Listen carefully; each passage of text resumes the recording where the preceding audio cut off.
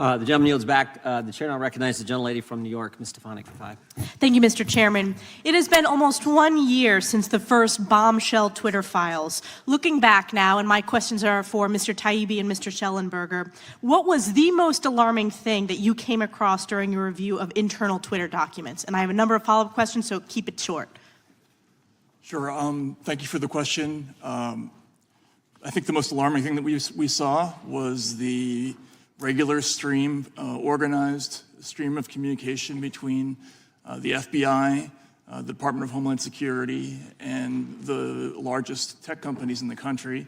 They had an organized system for flagging content, not occasionally, but in enormous numbers, involving spreadsheets of accounts that ran to the hundreds and thousands. And this was shocking to us, and to the Congressman's point, this isn't crazy conspiracy theory. We've already had 4 federal judges rule that they believe this activity violates the First Amendment. This is quite serious. We didn't know whether it was against the law, but we certainly thought it was shocking enough to be in the public interest, and that for me was the most serious thing. Yeah, for me, it was seeing the so-called former FBI officials within Twitter and working with and other groups, including this Aspen Institute, participating in an effort to so-called pre-bunk the Hunter Biden laptop before it was ever published in the New York Post, and then to get it censored by Twitter in violation of Twitter's own terms of service, whose internal staff had concluded that the New York Post tweet had not violated their terms of service, and they censored it anyway. Mr. Schellenberg, I want to ask you further that revolving door between the FBI and Twitter, and I also want to ask about those third-party, essentially government proxies. You referenced the Aspen Institute. Can you delve deeper into both of those questions, both of those topics? Sure. It was the former general counsel of the FBI, Jim Baker, and the former deputy director of the FBI had both taken jobs at Twitter. There were so many FBI people at Twitter that they had their own internal group and their own little crib sheet to describe the difference between the terms that they use at the FBI versus at Twitter. CIA had it as well. Yeah, CIA as well had their own little internal group. And I'm sorry, what was the second question? The third-party proxies. Oh, yeah. Well, then the Aspen Institute, this was the weirdest thing. We discovered that Aspen Institute had created a workshop that it was attended by basically all of the major media, including as well as all the major social media platforms, to basically pre-bunk in advance the Hunter Biden laptop, even though it had not been, there was no evidence that it existed outside of the fact that the FBI knew that they had it because they got it in December 2019. So to have the Aspen Institute trying to persuade people not to cover the Hunter Biden laptop story in August and September of 2020 was quite chilling and disturbing to see.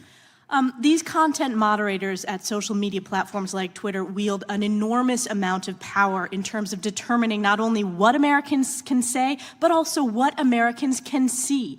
Do you believe, Mr. Taibbi and Mr. Schellenberg, that it's appropriate for unelected bureaucrats or these tech companies to collude to influence what Americans can say or read?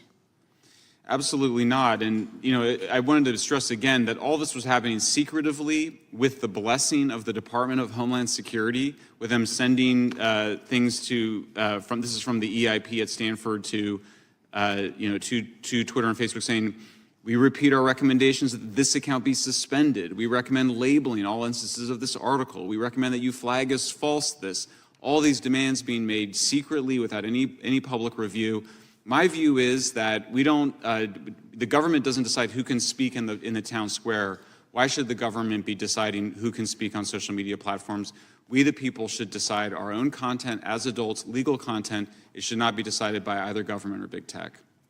And Mr. Taibbi and Mr. Schellenberg, do you believe that this censorship is a form of election interference? Absolutely it is. There's no question in my mind. Mr. Taibbi? Yes, I think it certainly can be. In the latest story that we did on the CTI League, we saw the overt partisanship of the people involved in this operation. That was actually the reason the whistleblower came forward. The people involved, one of the quote was, they assumed everyone who was smart thought the way they did. They talked about the potential election of Donald Trump being an end-of-the-world event. They talk about the wackadoodles who actually watch Fox News.